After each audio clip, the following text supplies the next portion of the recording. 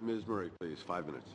Thank you, and I'm just going to start by saying that today is Navy Appreciation Day, and so I'm going to express my appreciation for the good work of the Royal Canadian Navy, and especially for the men and women in uniform who do that service for Canadians. So last week, Vice Admiral Norman acknowledged the delays in replacing ships, and the retirement of 4 ships was going to be creating some real challenges for having a fully functioning Navy in terms of being able to resupply our ships and in terms of aerial defense with the destroyers, with there being 5 to 7, 8, 9 years gap in having essential ships in the Navy. So are there any short-term solutions to that problem expressed in these supplementary estimates? Fundamentally, I don't think so, Mr. Chairman. What we're trying to do, and as I think Admiral Norman said, is we're using the assets that we have now and we're prioritizing their tasking. The frigates are coming offline now, as the Minister intimated earlier. Okay, we now have 3 submarines operating. Thank you. I have a few more questions, so I'm really looking for just a very focused answer to my questions.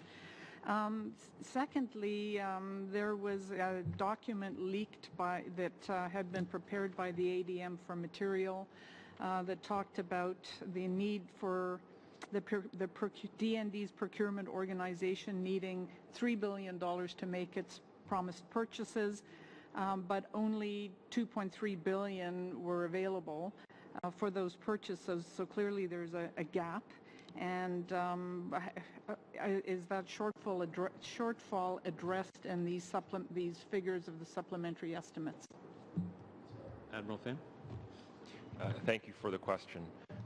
Yes, some of the money in here actually comes to the maintenance that we're talking about there. If I could just very quickly, the $3 billion is an overall estimate of what we would need, not necessarily what we can execute with industry. So the 2.3 was the initial, and there's some top up in here. Okay, thank you. And also those leaked reports talked about big morale problems, attrition, burnout, and the upcoming exodus of many, many skilled employees in the procurement branch, creating a significant risk to program execution. Has there been anything, so that came from the department, is that addressed in the supplementary estimates?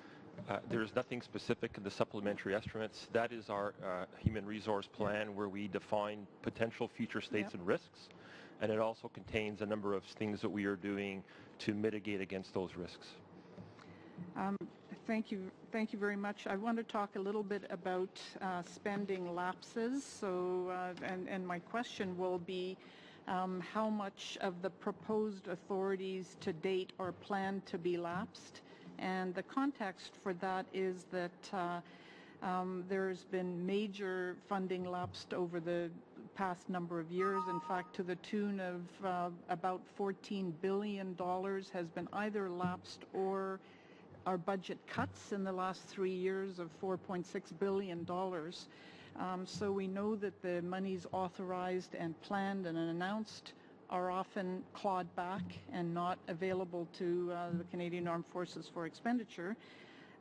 So is it already built into the plan a lapsing of the funding that's being authorized here?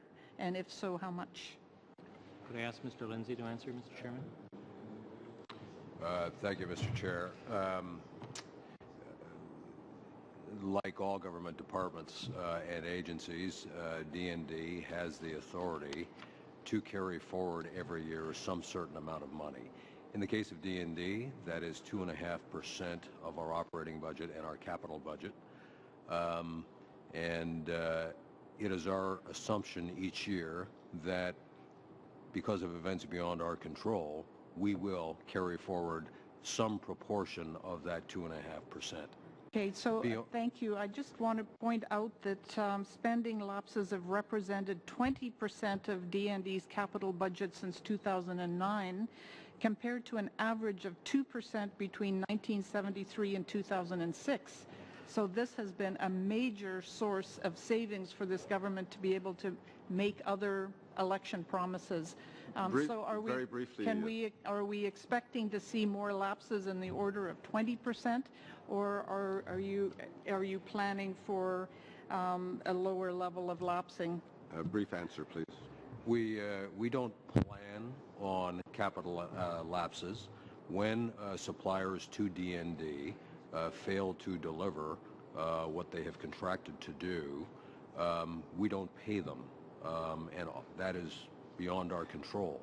And so the money that we do not pay the contractor is carried forward to the future year to pay for the item when it is delivered. So Thank you, I'm Mr. surprised Lindsay. to hear that explanation. Time, Ms. Murray.